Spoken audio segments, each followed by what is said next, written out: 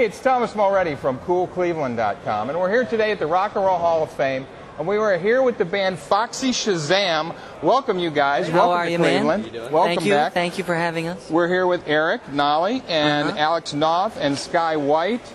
You guys are rocking the Rock Hall Ball this evening here in Cleveland.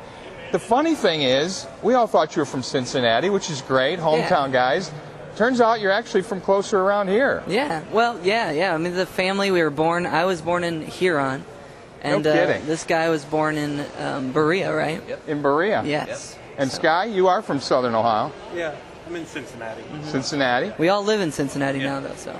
You guys are just, speaking of the sky, man, you're hitting it sky high. You guys couldn't be hotter right now. We caught you at Lollapalooza. Yeah. You just got back from a bunch of gigs in England. Yep, yeah. What's that feel like? Because you've been playing a lot of small gigs in Cincinnati and around the Midwest. Yeah, it feels great, man. I mean, it's like, you don't really realize that you're living the dream when you are. It's always, right? Yeah, it's either after it's done or before it happens. Right.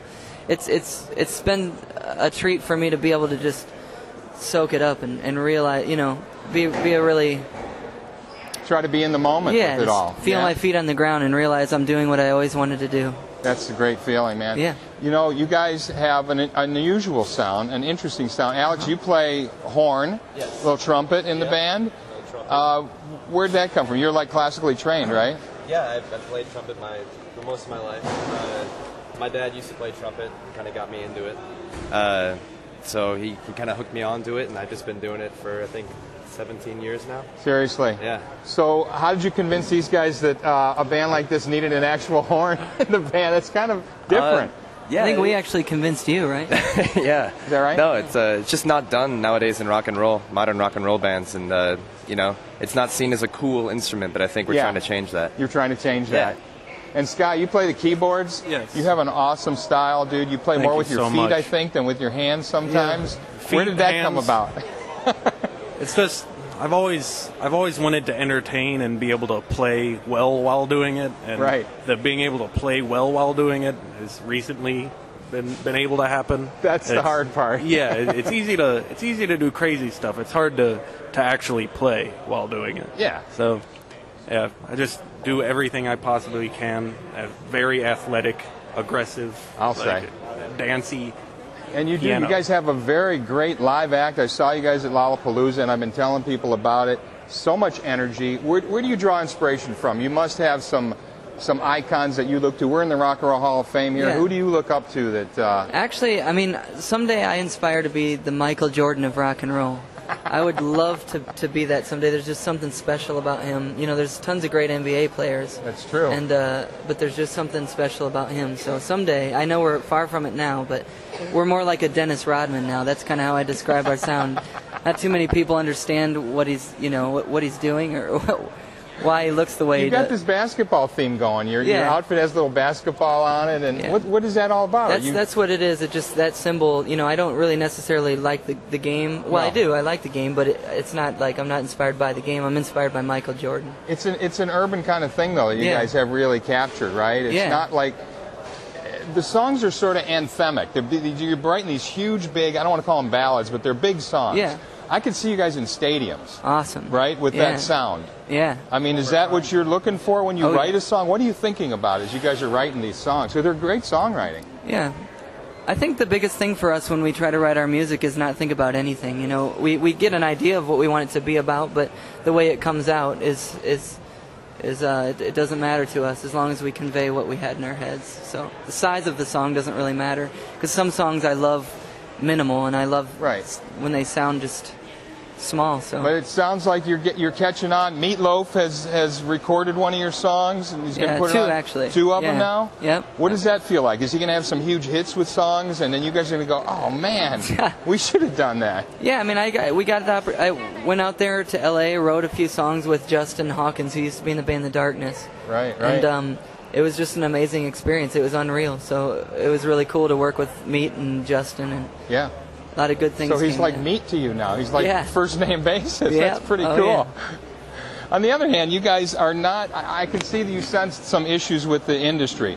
On Second Floor, the song Second Floor, you talk about jumping down to the ground and not fitting in literally to the music industry. Yeah. How does it feel as you're climbing that ladder now and you are hobnobbing with the industry people and they're doing you favors and you're in that whole business now? What's that like?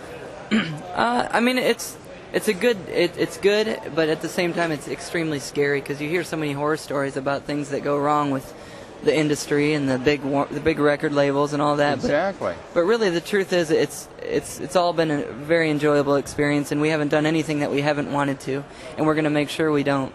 So. And you're getting a little misunderstood. Some people are taken because of the Freddie Mercury mustache or something. People are saying, oh, he's gay, and you're not gay. You keep coming out saying no. In fact, you have a couple of sons, you're married, and you've written a song, Oh Lord, that addresses your son. Yep, yeah. So that must be an important thing to you. Yeah, my family there's two things in the world that mean everything to me: the music and the family and friends. Yeah. You know, and the friends are in the band. So it's like that's the biggest thing to me. That's what I think is interesting. You're writing these big songs, but they're about these really intimate topics. Yeah, and having kids to me has been the biggest inspiration musically because you can. A lot of times when you grow up, you forget how to think like a kid, and I think that's an important way to think when you write music. You got to think like a kid. You got to have an imagination, and things don't need to make sense. So they help me remember that every day. And you talk about being a wannabe angel. Yeah. Which means you're it means you're a little fake on some level, right? Oh, yeah. I mean, you're saying I'm a wannabe. Yeah. How does that fit with your other themes of wanting to be real and wanting to be earthy and grounded? Well, you know, I think like entertainment doesn't have to be. I think like it's a hard thing to explain, but like just because you're being someone else on stage doesn't mean that it isn't real. It's a weird thing, but you know, we don't have anything in common with the guys that go up on stage. Seriously? Yeah. That inner back demon, or whatever you want to call it, not a demon, but just that other persona, the other half of you that gets to come out when you're performing. It's still there, but it doesn't come out in day-to-day life, but it comes out on stage. Yeah. When you're stomping on the keyboards up there, that's that other... That person up there makes it so I can be normal in my everyday life. I feel it. That's great.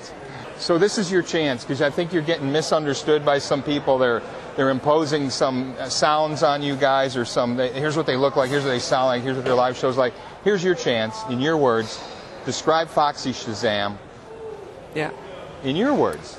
Well, the best way that I put it is, you know, I can't describe it, and that's what makes it beautiful. I'm extremely proud of the fact that I have no idea what we sound like, and I think like it reminds me of all my favorite things. It reminds me of the way my dad smelled when I was a kid. Yeah. It reminds me of it brings me back to, you know, memories and music. Like, it reminds me of Iggy Pop. It reminds me of the 50s, 60s, 70s. It reminds me of it all. It's all in there, yeah. All my favorite things. It brings me back to those things. So when people hear our music, I just tell them, think of your favorite things, and hopefully it'll remind you of that. Right. That's what good music is. It just reminds you of your own experiences. That's true. Foxy Shazam means cool shoes, right? In your high school or whatever in Cincinnati. Who's got the coolest shoes in the band? I want to know. I'd say it's kind of an on and off thing, you know. Yeah, I would say probably you have some of the coolest shoes around. Sky shoes are pretty cool. They're more dressy. Let's check out Sky shoes here. Yeah, you got a little preppy thing going there with some strange socks, but that's not bad. Yeah. It's Eric, what do you got here today? Okay. Yeah, I got these sneakers. They're just comfortable. Yeah, I got them for free at Lollapalooza. So right. So the thing about cool shoes is that, you know, cool. I love the shoes, but sometimes they kill your feet. Yes. So every now and then you gotta slip into something. You hear about women complaining about this all the time, right? Yeah. Let's check. Okay. I got the boots on today. Little rock and roll boots, and I know you guys are going to probably change for the show tonight. Yeah. Any special surprises in the live show we should be looking forward to this evening? I think you should just expect the unexpected. Yeah. Well, I have to tell you guys, I did not expect anything when I saw you at Lollapalooza. When you hit the stage within 2 or 3 notes, I had a new favorite band, and I'm serious. So good luck to you guys. Good luck tonight. Good luck on your travels, and stay in touch. Absolutely. Maybe someday you'll be in here for good, man. Yeah. You know? Yeah. That'd be awesome. That's the goal. Thanks for taking time. Thank Good luck you, tonight. man. Thank you. Hey, it's Thomas Mulready from CoolCleveland.com. Have a great week in Cool Cleveland.